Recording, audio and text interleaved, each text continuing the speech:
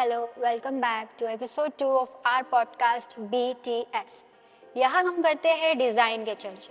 In our previous episode, we spoke about our alumni and the spotlight was on their journey. In this episode, let's take a step back and discuss about what happens in a design classroom. क्या आपको जानना है कि design classroom में क्या चलता है? Stay tuned. I'm your host Hema and with us we have Miss Meenakshi Singh. She is a design educator, advisor, a faculty professor at fashion universities. Let's welcome her. Hello ma'am, we are very glad to have you joining us. To kickstart, we would like to know about your journey in the design industry. How have you started? What inspired you to start and where are you right now? Okay, as you have already introduced me, my name is Meenakshi Singh and I am a fashion educator. I have been interested in arts and design from a very young age, like everybody else says in the interviews. I'm a fine arts graduate, but I graduated much earlier. I graduated in 1982 and after that I did my fashion design. At that time there was very little was known about NID or NIFT. NIFT had barely started. So I did my designing from Polytechnic that was there in Delhi and I was so interested in making clothes always that I thought it would be a good idea to learn the technical aspect of it. So I did my fashion design, enjoyed it thoroughly, and that's where I discovered the art of fashion illustration. And I was asked to teach as soon as I graduated, and that's when I started. I started teaching in 90s. So I have been teaching for 32 years and I have taught in various institutions, and in between I also went to FIT New York to study this specific course because I'm very driven and passionate about fashion illustration and fashion. So I went there to do a course on fashion illustration and I go to various colleges to teach. So yeah, I like to go visiting, I like to meet different people, new crop of students everywhere. So I really enjoy it. Great. We literally see the interest in teaching and then also learning at the same time. So in these 32 years and even before you started way early, how has your perception about design and teaching and the design industry has evolved? Well, if anything is constant in this world, it is change. And I have seen a lot of change from when I was a student and till now. Things have really turned on their head at this moment because the students that were there in the middle, like in 2000s and 2010, students are very different now. I would say they have more access to everything and they are more informed, but sometimes too much information also creates a lot of confusion in the minds of the students. Definitely.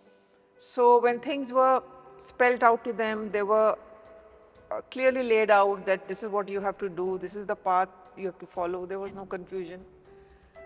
But still, I feel that with freedom comes responsibility. These days, there is a lot more freedom given to the students to experiment with things. There are more avenues of journeys, you can say, that they have to take. And sometimes they get very confused and burdened and feel very stressed. We didn't feel stressed. We felt overworked because the benchmark was really high. Our teachers, they didn't treat us with kid gloves. If they didn't approve of the work or they thought that the work is not up to the mark, we had to repeat it as many times till we come to the level. So these days, students, they get overwhelmed very easily and they like to give up, and that is the thing. Determination matters. Persistence matters. Yes, and patience. Okay. And patience, of course. You have been in fashion illustration for most of your life. So we are curious about how a day or like a course in your fashion illustration classroom goes like take us through that journey, like होता क्या है starting से ending तक, हमें क्या सीखने मिलेगा, Like, how is the picture of fashion illustration from your point of view? Okay. This is one subject which is very close to my heart and I can talk about it endlessly. Uh, People are not really clear as a layperson that what is fashion illustration. Illustration means illustrating something that is in your heart, in your mind, or something very beautiful. But fashion illustration is to do majorly with clothes and people, because clothes are for people, so they have to learn the anatomy. So anatomy of men, women, children. There are different courses, different modules that we teach the students. So since we start with women, and here and in other places also, we introduce little bit of fashion in terms of when they are doing foundation program, so that they are not totally taken aback when they come to fashion design classes, that why women are so tall, why do you draw them absolutely lean and hungry. So there is an explanation for that, because we make the students comfortable and we let them know the answers, because clothes look nice on a taller frame, simply as that. There is no judgment here. And once they learn how to do the anatomy, then I take them to a live model drawing class. You make somebody stand to understand how fabrics actually behave. Like for example, if you see here, there's a difference between a stiff fabric and a soft fabric. So how do you sketch a stiff fabric without even putting color and shade into it? And how do you sketch a soft fabric which is sticking to the body without coloring and without making it? So they learn everything, they do things multiple times, and with the introduction of Pinterest, things have come down to less creativity, I would say, because people cannot perform without their phones. Even if I draw, I am one of the few people who do illustration with hands. I don't do digital illustration. I am open to it, I am open to learning it, but I don't do it. So I still draw on paper and I still draw on the board, but they come and take a picture and they go back to their seat and they draw from the phone. So the addiction is complete. That's the difference, yeah. Yeah, more like a little bit of technology, a little bit of... I won't even call it technology. It's a bit convenient, more convenient, rather than using your eye-brain connection and hand coordination. So you just see it and you copy it. Yeah. It's more like you have to let the students experiment a little, Yes. allow it to happen. Yes. I give them a lot of freedom. It's just that I tell them in the beginning that I expect perfection. Do it your way till you reach it, then come to me. So you are setting the benchmark even before you started. You have to, because you show by doing. Yeah, definitely. I give a lot of demonstrations. I show them. I don't criticize their work. I tell them what is wrong and how they can rectify it. So this is bringing back to the question of like, is design really a subject that can be taught, or is it like it should be innate or from a student's perspective, like how they behave or something like that? Like, what is it? Well, design, we all have creativity inside us, and children are the most creative people because they are not afraid. They are not afraid of making mistakes. And as adults, as we grow, it is instilled in our minds that, okay, this is right, this is wrong. So you have to always do right things. So design can be taught, yes, but certain things like the inclination, the passion, the drive, that has to come from the students. Yes, the commitment. So they have to be inspired to do something. Yes. They must know they are here for a reason and they have to deliver.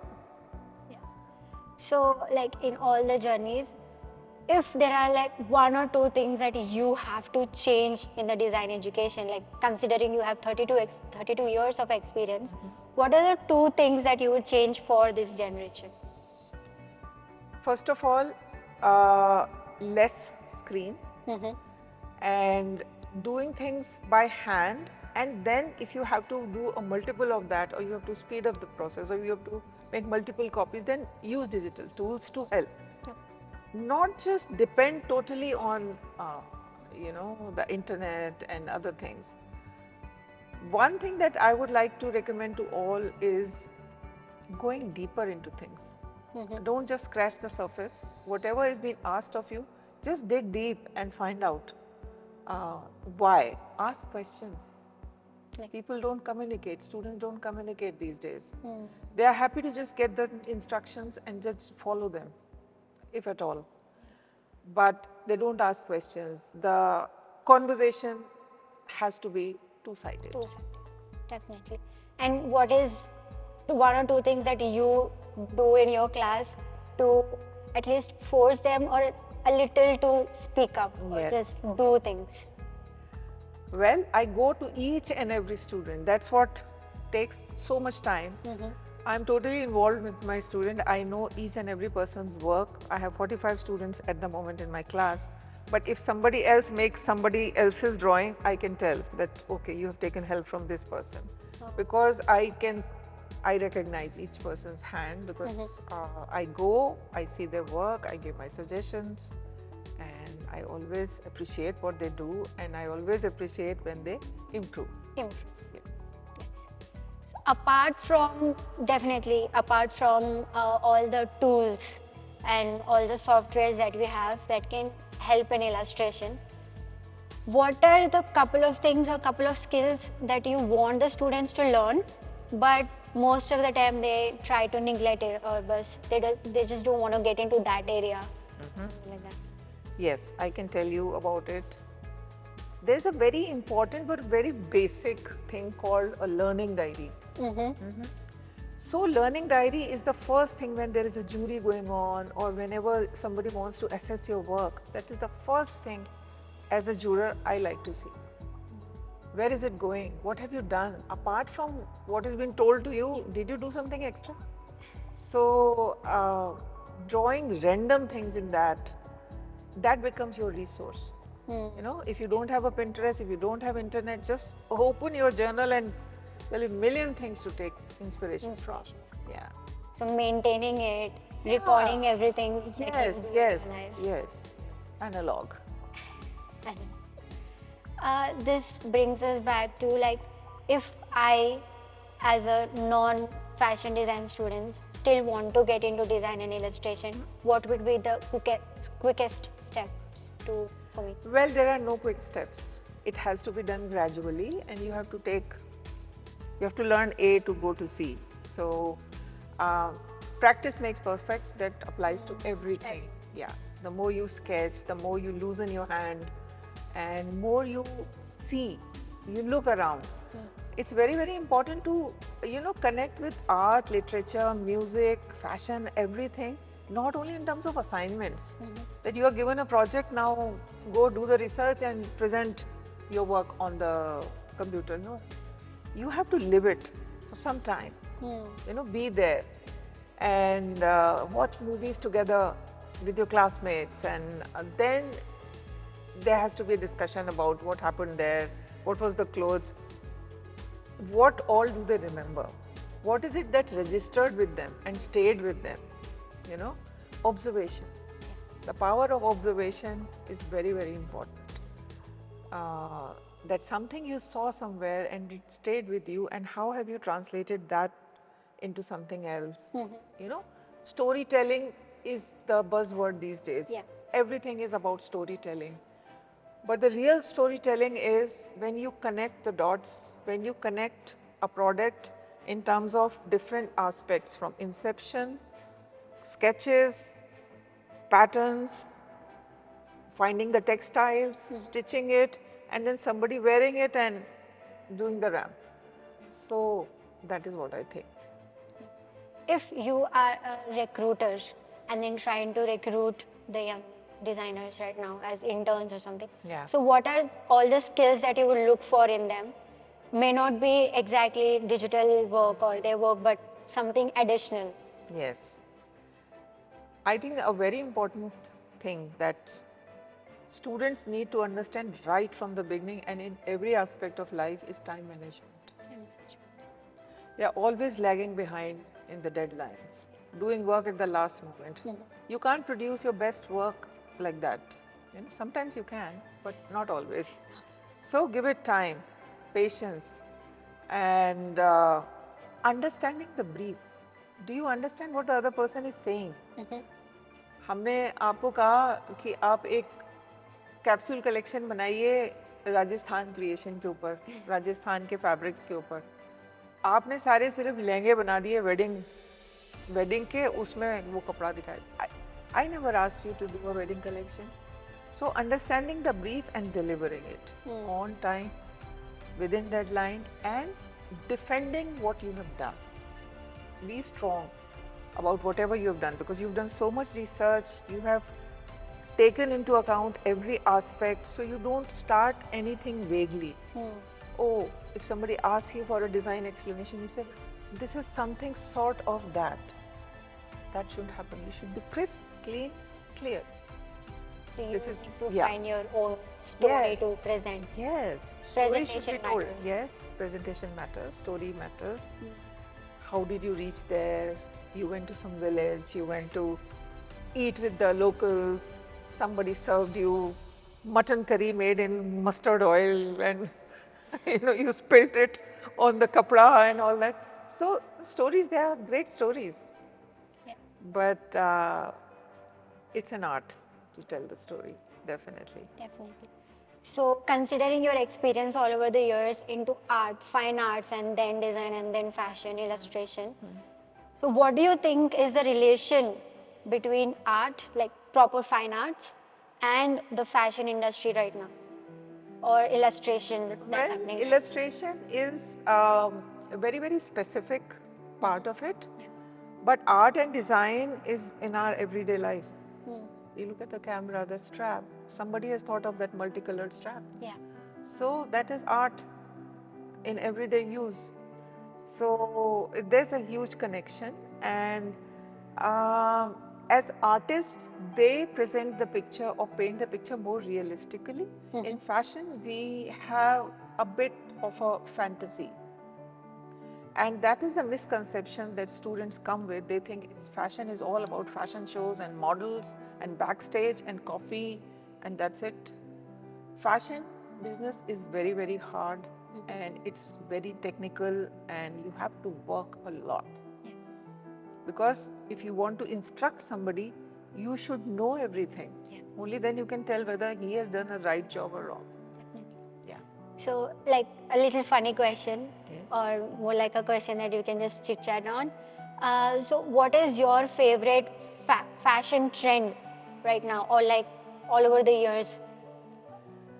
See, fashion is very, very individual for me, and fashion is what you live with and what you feel good about. That is fashion for me. Okay.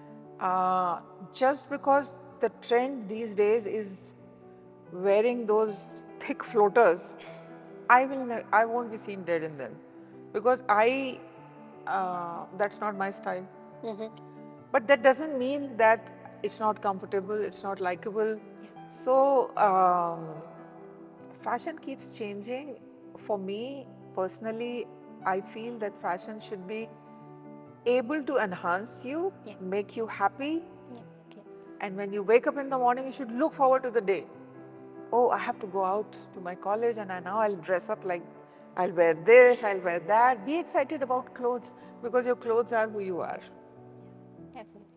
So, fashion is all about getting inspired, telling your own story, being determined on your journey. So, that's like finding inspiration at every step you take and then combining it as a life journey. So, that is fashion illustration. And as we come almost towards the end of the podcast, so one last question is, what is your pieces of advice to the instructors or the faculties who are teaching fashion illustration, which is very dear to your heart? Yes, all I can say is that people like me have become very ancient and very rare to find. Everything has become digital, so I think I'm one of the few people who teach illustration by hand. So don't give up. I mean, the connection from brain to hand to paper, it's a very good feeling. It's very rewarding. And I think fashion illustration per se, it's a very, very beautiful and very challenging area to work with. You can always come up with new things. Like students in my class today, they are doing collage. So they are allowed to use fabrics and paper and cutouts to express themselves. What are they? What is it that they're thinking? This is away from the illustration part. So I give them a lot of room to experiment. Yeah. So fashion is expression and experimentation, and altogether it's art. Yes. Thank you so much, ma'am, for joining us Thank today. you. It was very insightful, and we enjoyed the conversation thoroughly about your journey and then coming to fashion. And then as the generation is changing, but we're still sticking to the pen and pencil. I think I enjoy it too, because I'm always a pen person. I don't usually into the digital world, and I really enjoy it. So thank you so much, ma'am. Thank you. Thank you so much for having me. Stay tuned for our next episode.